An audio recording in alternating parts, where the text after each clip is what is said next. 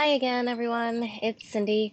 I want to go over briefly what is going to be happening in the second part of our workshop.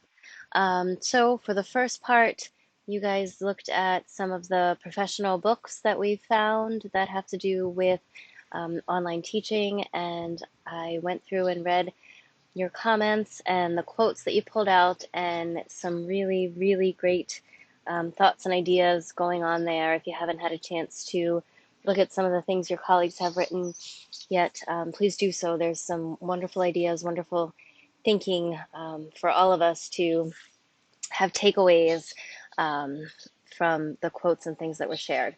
For the next part, we're going to look a little bit at these national standards for quality online teaching.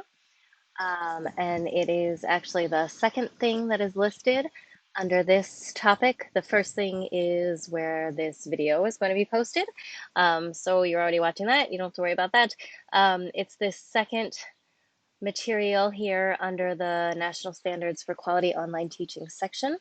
I'm going to open that and you'll see that there are a couple of standards that have been put out that have to do with what makes up quality online instruction. So hopefully a lot of these same ideas will be what we've already seen in the professional books that we're looking at. But what we would like you to do is go into the link that is here, because for each one of the standards, there is an explanation of what the standard itself is. So this, I'm in strand or standard B here, digital pedagogy, and it lists what the different standards are that the online teachers can be doing.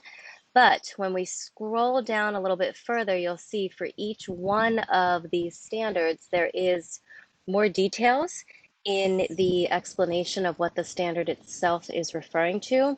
And more importantly, I think for us, they are giving examples here of what this could look like in an online class setting, especially for many of them.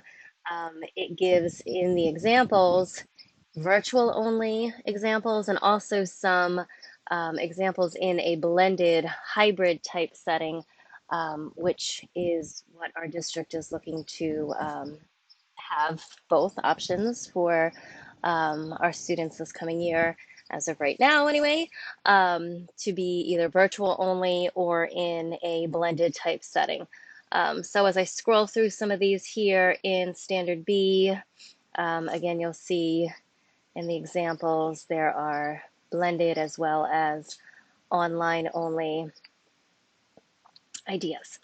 So please go and search through some of these standards, some of the ones, you don't have to read all of them obviously, but some of the things that kind of stand out to you and speak to you as to what you're trying to accomplish in your virtual and hybrid type settings for this coming school year.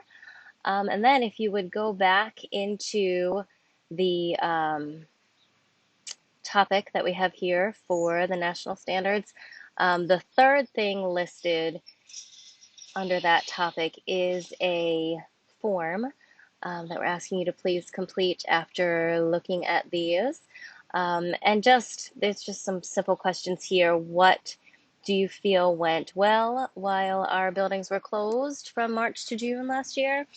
So pick one of the standards, select that, and just briefly explain what it was that you felt went really well for you.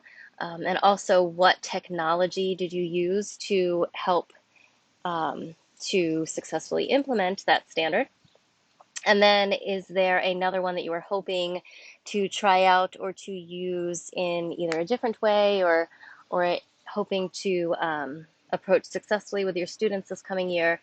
If you could choose one of them, we will synthesize some of the responses given as to what went well, and also some of the things that people are looking to do, and hopefully be able to come back to the group with sharing some great ideas of things that you have successfully done, and ways we can help each other out in the future of our virtual hybrid type learning.